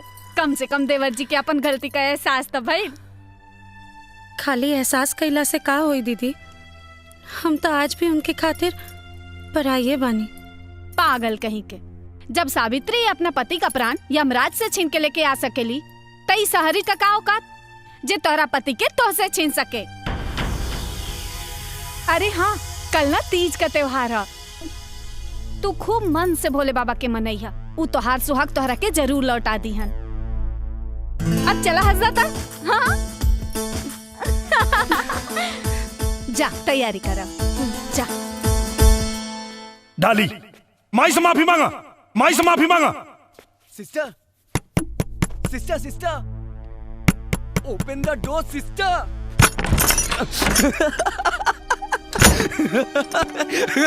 क्यों हंस रहे हो? अरे तुम सुनोगी तो तुम भी हंसोगी। क्यों? ऐसा क्या हो गया? अरे राजा को तुमसे छीनने के लिए वो लोग प्लानिंग कर रहे हैं, वेरी स्ट्रॉन्ग प्लानिंग। इन बेवकूफों को ये भी नहीं मालूम कि तुमको राजा नहीं सिर्फ मनी चाहिए, मन।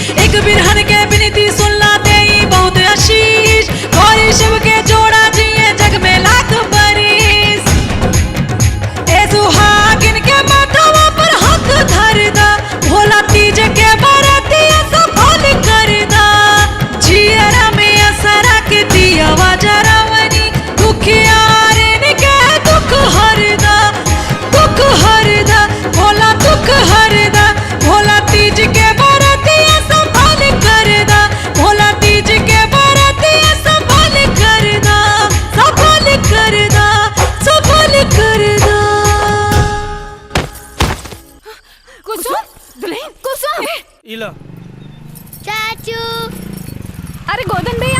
हाँ भाभी। कैसन तबीयत बा आपका? ठीक ठीक ठीक ठीक। कहाँ कट ले रहा? अरे कुछ ना, सब ठीक। अरे माई हम ठीक बानी। ठीक तो बड़ा बेटा। सब ठीक बा भैया। अरे गोधन कैसन बा तोहर तबीयत? अरे कोनो बात नहीं के बाबूजी, सुई दे देले बा, एकदम ठीक हो जाई। कोनो ए रमेश, एकरा के उठावा, आले चल खटिया पर रखा। अरे नाना बाबूजी। अरे चुप, जब तक तोहरे भाई बाबूजी चारों धाम से ना आ जाइहन तब ले अरे लेकिन हमार हजामत करके सामान तो घर में रह गइल बा। चल ठीक है, ले चल। अरे भाभी, खाना निकाला ना, बहुत जोर से भूख लगल बा। रवा के कुछ होश खियाल बा? का भाई? कुसुम अब ही ले आपन व्रत नहीं तोड़ ले, ओही तरह भूखल पियासल पड़ल बिया। काहे?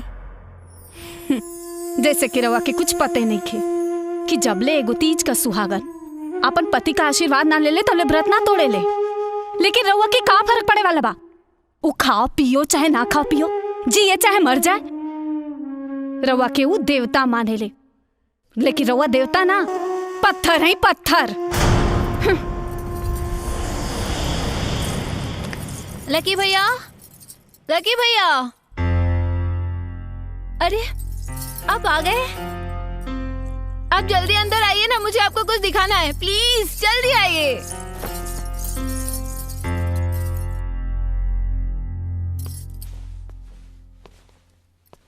कुसुम,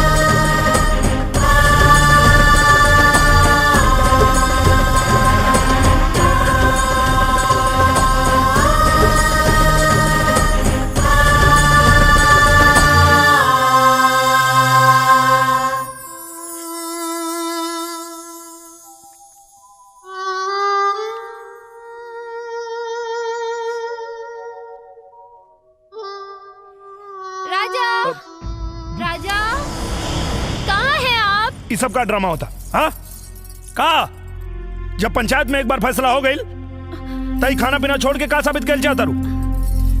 ये सब खाना पीना छोड़ला से कुछ होके वाला नहीं के। अब चल जाओ, खाए के बाद तो खो, नहीं तो मत खो।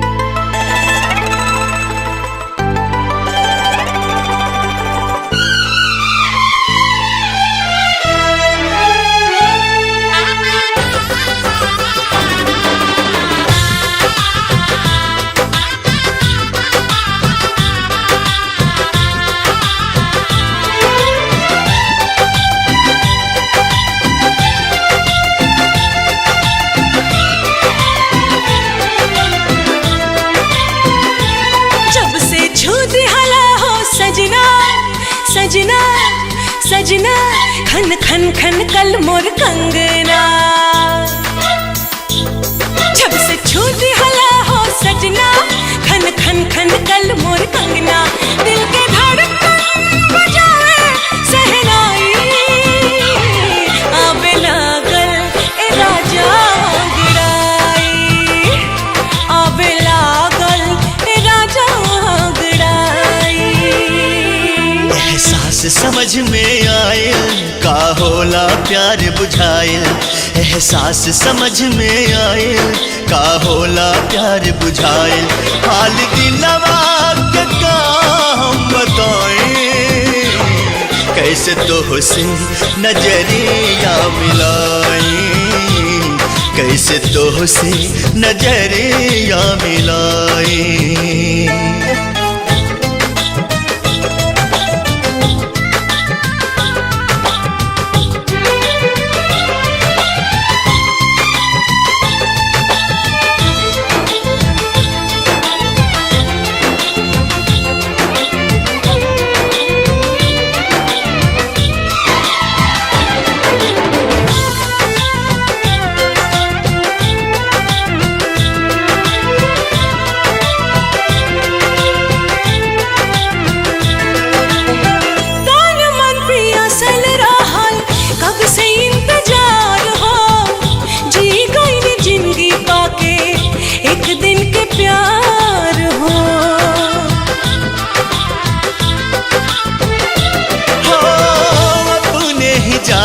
जैसे फसल बा पहेलिया बुझे नहीं पावे केहू नियति के खेलिया जिंदगी जाने कौन मोड़ पे ले जाए कैसे तो से नजरिया मिलाई कैसे तो से नजरिया मिलाई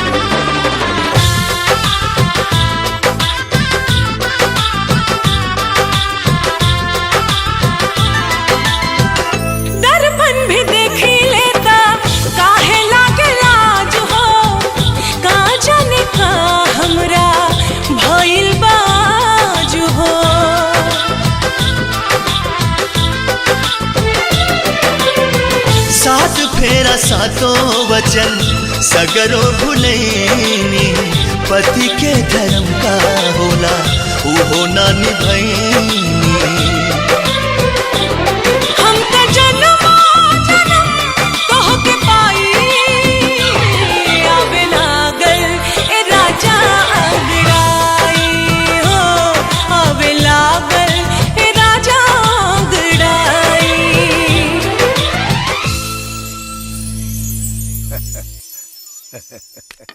टका टका टका टका टका टका टका टका। इश्क हुआ कैसे हुआ जैसे हुआ अच्छा हुआ ना मैं जानू दादाजी। ए राजा इला इका बाबूजी तोरे चेक बुक और ई तुहार टीडीएस सर्टिफिकेट और पैन कार्ड। अब खरा खरा मुंह का देखत बड़ा जा बैंक से सारा पैसा निकाल कर लिया हुआ आज सीधे बहू के हाथ में देना। और हाँ ओकरा बात तू कहीं चल कौनो बात का चिंता नहीं की। और हाँ हमरा कहे से तू इतना दिन रुक गईला ओकरे खातिर धन्यवाद बाबूजी। वैसे भी देवर जी रउआ के तो हीरोइन जैसन मेहरारू चाहत रहल ना। देखी भगवान राउत सुन लेलन और रउआ के तो हीरोइन दे देलन।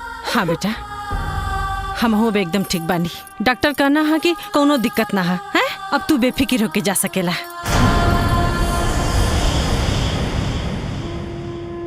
बाबूजी बाबूजी हमसे गलती हो गई बाबूजी हम कहीं ना जाए बाबूजी उनके माफ कर दे। तू का समझेला कि तोहरा से प्यार करेली का बोला? अरे उधर तोरा पैसा से प्यार करेली। सुना जा पूरा पैसा निकाल के ओकरे हाथ में दे दा फिर देखा पैसे के कमाल। हाँ जा।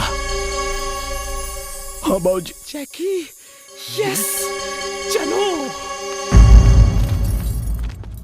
जिसका मुझे था इंतजार जिसके लिए दिल था बेकरार वो घड़ी आएगी आएगी बहना झटका राजा को दे जाना है पैसा लेके यहाँ से निकल जाना है। खुशखबरी है बहना राजा को कुसुम से प्यार हो गया है।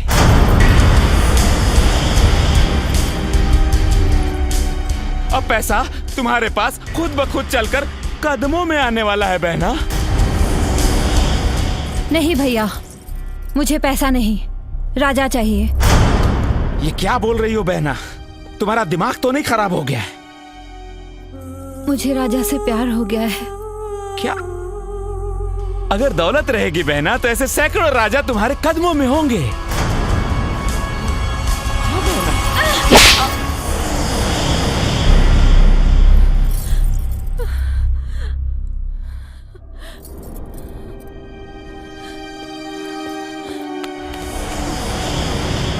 क्या? 7 करोड़? हाँ। हमला! जीजू जीजू अरे लकी तू यहाँ कैसे? जीजू आपने हमारे लिए इतनी मेहनत की है जीजू कि हमारा भी कुछ फर्ज बनता है ना। मतलब? मतलब ये जीजू कि ये बैग हमको दे दे जीजू। बैग दे वही खातिर ले आइल बानी, तोरा के ना, तोरा बहन के दे। बहना ये बोझ नहीं उठा पाएगी जीजू, ये बैग हमको दे दो जीजू। दे दो जीजू। गुड जीजू। ये बनेगा करोड़पति। चल बे जैकी, मैं बनूंगा करोड़पति। मैं बनेगा करोड़पति।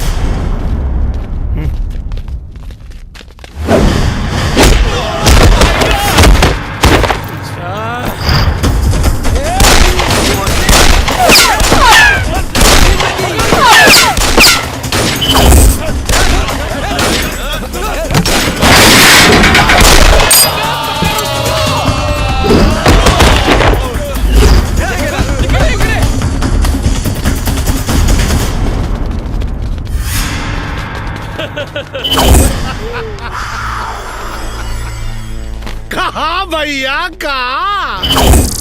अरे इतना भारी बोझ लेके कहाँ भागत आ रहा है? डोलू गोलू, अरे राजा बाबू का तनी बोझ हल्का करा सन रे। जा साथी हाथ बढ़ाना, एक अकेला थक जाएगा, मिलकर बोझ उठाना।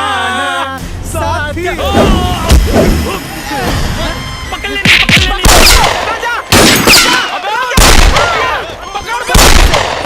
पैसा पकड़, चला चला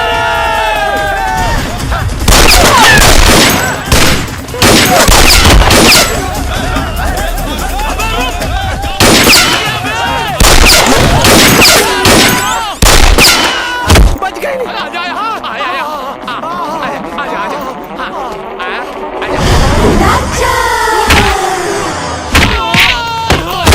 जिया राजा, पुलिस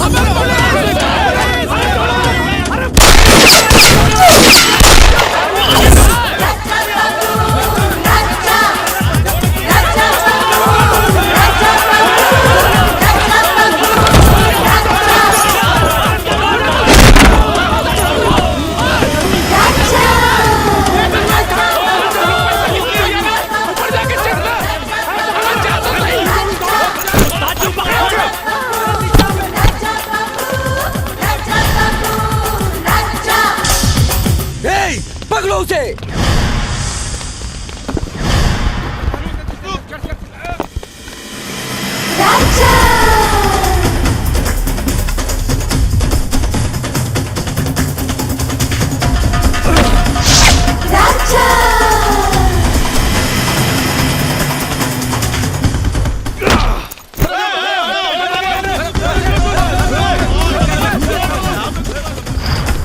रुक जाओ राजा बाबू।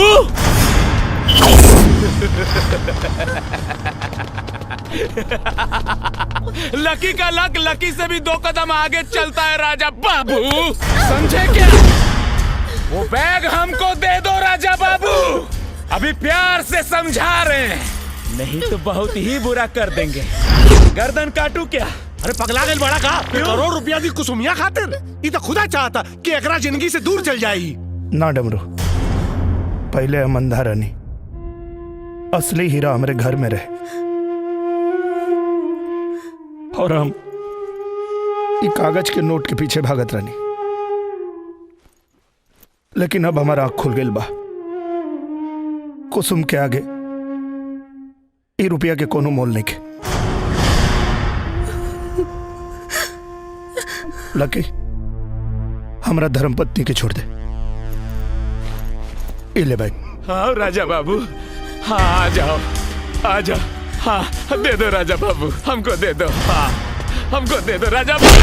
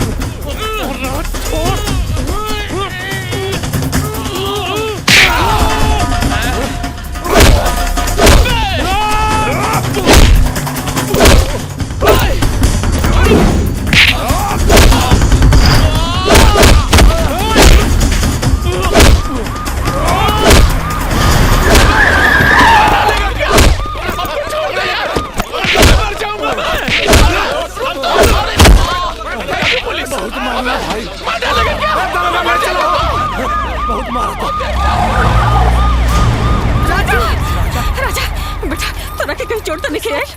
तू ठीक तो बड़ा ना? माई हम ठीक बानी। राजा ई बैग ओकरा के दे दा जे एकर मालकिन हा।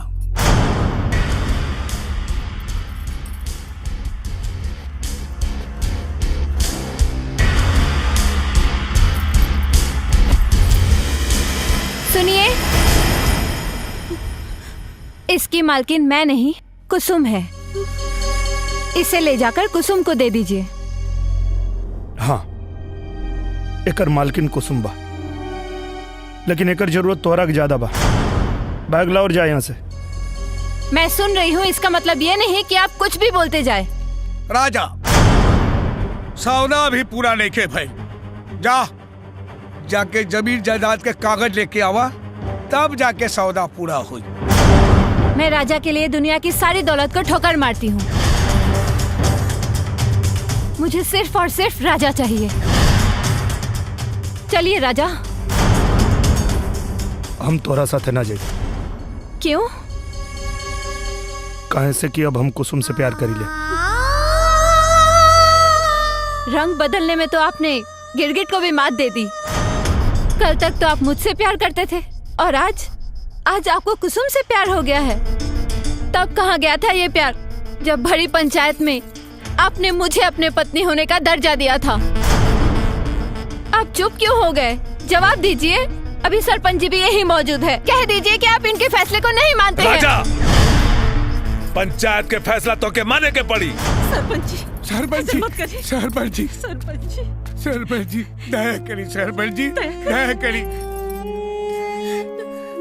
हमारे बेटा के बच जाई थी, नहीं तो हमारे बेरारू मर जाई। सरपंच जी, हमरा राजा के हमरा से दूर मत करिए। दीनदयाल जी, हम मजबूर बानी। पंचायत के फैसला अटल बा। राजा, कल सुबह तो के डॉली के संगे जाए के पड़ी, वरना अंजाम बुरा हो। चला पंच लोग। सरपंच जी, सरपंच जी, सरपंच जी।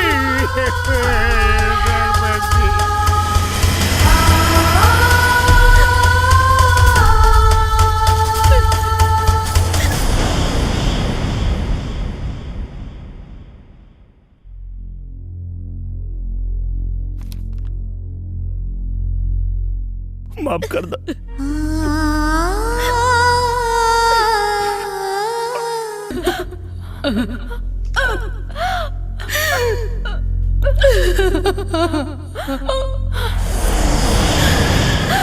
उठो बहन, मत रो। अब तुम्हें रोने की कोई जरूरत नहीं। ये सच है कि मैं यहाँ पैसों के लिए आई थी, लेकिन यहाँ पर आने के बाद मुझे पता चला कि प्यार क्या होता है, रिश्ते क्या होते हैं। मैं राजा से सच्चा प्यार करने लगी हूँ और अपने प्यार में स्वार्थी होके एक परिवार से उनके बेटे को छीनने जा रही थी। एक पत्नी से उसके पति को छीनने जा रही थी। राजा, मैं आपके शरीर को ले जाके क्या करती? आप आत्मा और दिल से तो कुसुम के हो चुके हैं। मैं आप सबके गुनहगार हूँ। मुझे माफ कर दीजिए, मुझे माफ कर दीजिए, मुझे माफ कर दीजिए।